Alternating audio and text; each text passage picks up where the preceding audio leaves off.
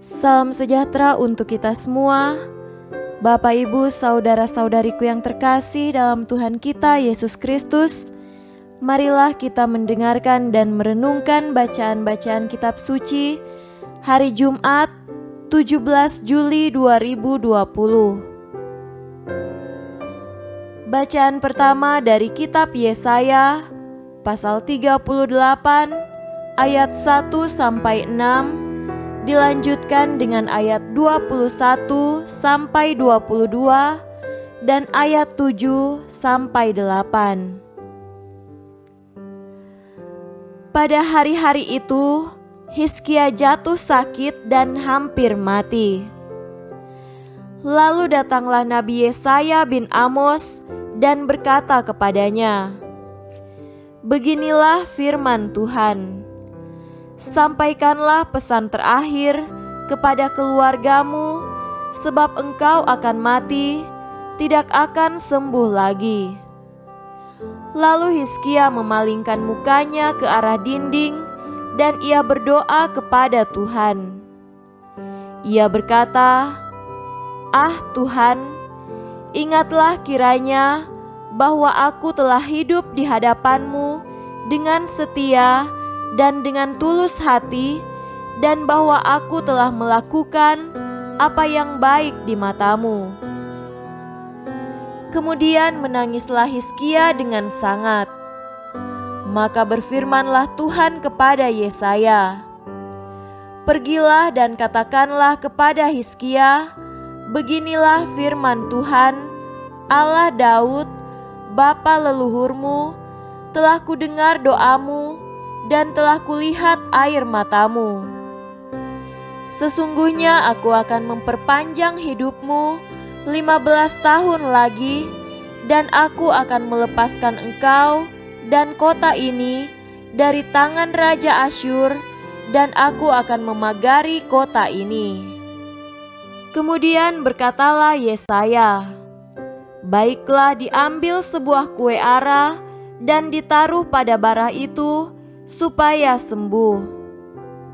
Sebelum itu Hizkia telah berkata, "Apakah yang akan menjadi tanda bahwa aku akan pergi ke rumah Tuhan? Inilah yang akan menjadi tanda bagimu dari Tuhan, bahwa Tuhan akan melakukan apa yang telah dijanjikannya. Sesungguhnya bayang-bayang pada penunjuk matahari buatan Ahaz akan kubuat mundur ke belakang 10 tapak yang telah dijalaninya." Maka pada penunjuk matahari itu, matahari pun mundurlah ke belakang 10 tapak dari jarak yang telah dijalaninya. Demikianlah sabda Tuhan. Syukur kepada Allah. Tuhan beserta kita sekarang dan selama-lamanya. Inilah Injil Yesus Kristus menurut Matius. Dimuliakanlah Tuhan. Injil Matius pasal 12 ayat 1 sampai 8. Pada waktu itu, pada hari Sabat, Yesus berjalan di ladang gandum. Karena lapar, murid-muridnya memetik bulir gandum dan memakannya. Melihat itu, berkatalah orang-orang Farisi kepadanya, "Lihatlah, murid-muridmu berbuat sesuatu yang tidak diperbolehkan pada hari Sabat." Tetapi jawab Yesus kepada mereka, "Tidakkah kamu baca apa yang dilakukan Daud ketika ia dan mereka yang mengikutinya lapar, bagaimana ia masuk ke dalam rumah Allah dan bagaimana mereka makan roti sajian yang tidak boleh dimakan, baik olehnya maupun oleh mereka yang mengikutinya, kecuali oleh imam-imam?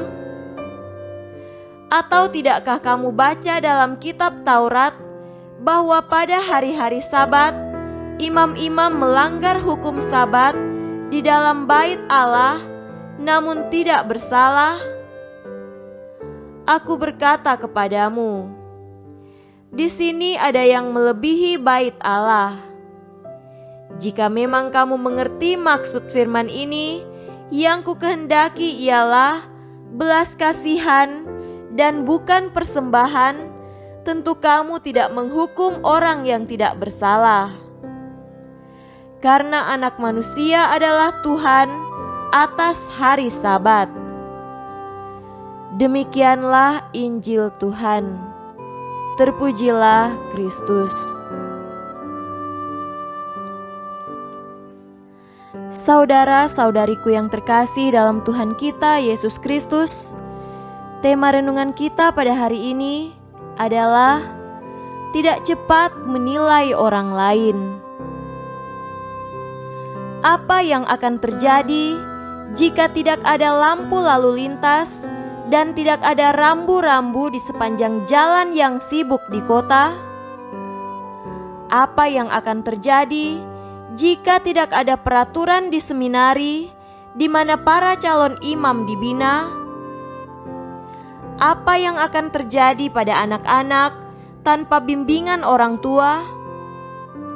Jawaban atas beberapa pertanyaan ini menunjukkan pentingnya hukum dalam kehidupan manusia.